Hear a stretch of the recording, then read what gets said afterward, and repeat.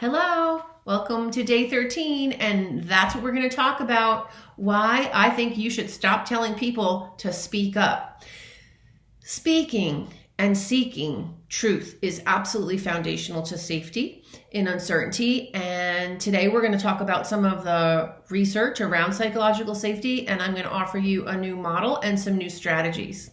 So yesterday we discussed that maybe that lack of psychological safety is something you experience when you're trying to think about sharing a concern, a question, or idea that's really relevant to what's going on in your work world. And now what we've seen is this exact same dynamic just taking place at a global scale. So if we think back to the beginning of the COVID-19 crisis, well, there's been not much unknown. There have been huge events where truth-telling at some level has been suppressed. Of course, it appears a major starting point was Dr. Li Wenyang's very, very heroic attempt to tell the truth, and then the suppression that came. Now, think about from the beginning the millions of opportunities for seeking truth and speaking truth that have occurred with leaders at every level. And then think about how the crisis has unfolded and think about the results. And I wonder what would have been different so far if there had been more seeking of truth and more speaking of truth. So the reason that it's so foundational to safety and uncertainty, and here's our quote of the day, and one of my favorites from Managing the Unexpected: people who refuse to speak up out of fear enact or create a system that knows less than it needs to know to remain effective. And in fact, right now, our whole global system has failed to be effective at containing this virus. That sentence, I have to tell you, hit me like a ton of bricks when I was reading the book. Yet I feel that it's incomplete because it's talking about people refusing to speak up. And I want to add a layer onto that. Leaders, what does this mean to you? I think if I fail as a leader to provide an environment where people feel safe to speak, I contribute to the system that knows less than it needs to know to remain effective. So I want to show you what that looks like in healthcare. So there's two articles I'm going to show you. This is a 2014 article. It's called Speaking Up for Patient Safety by Hospital-Based Healthcare Professionals, and it's a literature review of 26 articles. And basically they found that there's issues of motivation and culture, there's individual factors, there's perceived efficacy or whether they think it's going to work or not, and then the perceived safety, and then there's also factors related to targets and tactics. And I got to tell you, after I read this article, I'm like, we're doomed. We are now doing research on research about whether we can even speak to each other. And that was a rough day. Then we can add to this another meta-synthesis on psychological safety. This is 2016, Speaking Up Behaviors of Healthcare Workers. And guess what they found? 4 major things. 1, hierarchies and power dynamics have a negative effect on speaking up. Probably felt that yourself a few times.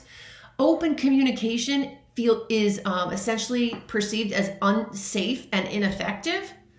Embedded expectations of nurse behavior affects voice.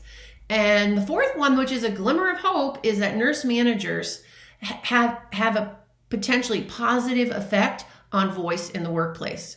Okay, so I got to tell you that when I started looking at how many things could negatively influence voice, I said, we've got to come up with some more powerful influencing factor that knocks down all the other that can help people think that it's safe to speak up and that their voice is needed.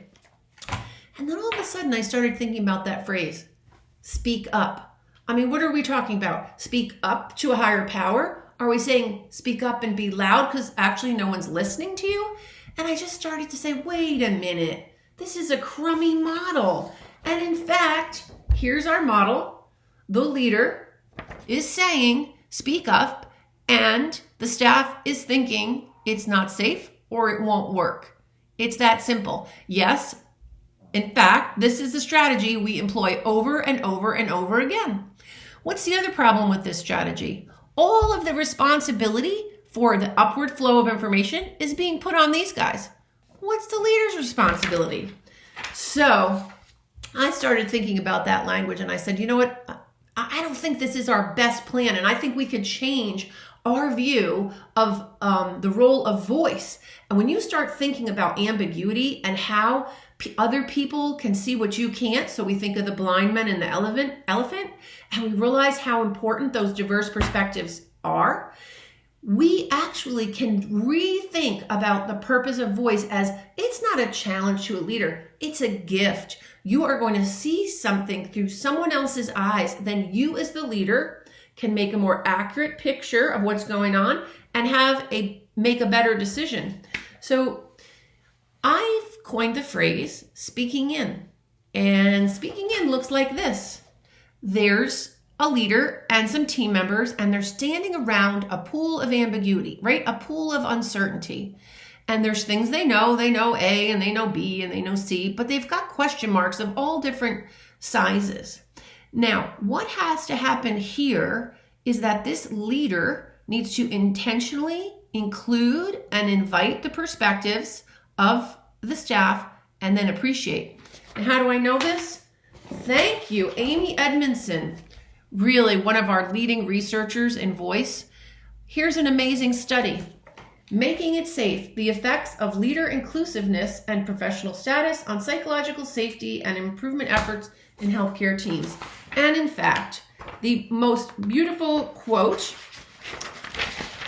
summing up the research is this: our results suggest leader inclusiveness, words and deeds by leaders that invite and appreciate others' contributions can take nature off its course, helping to overcome status's inhibiting effects on psychological safety.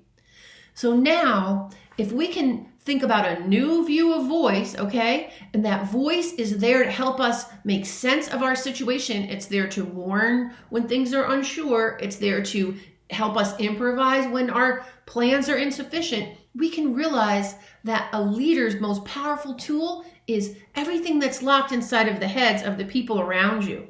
So I've coined the phrase speaking in. So let's intentionally include and invite.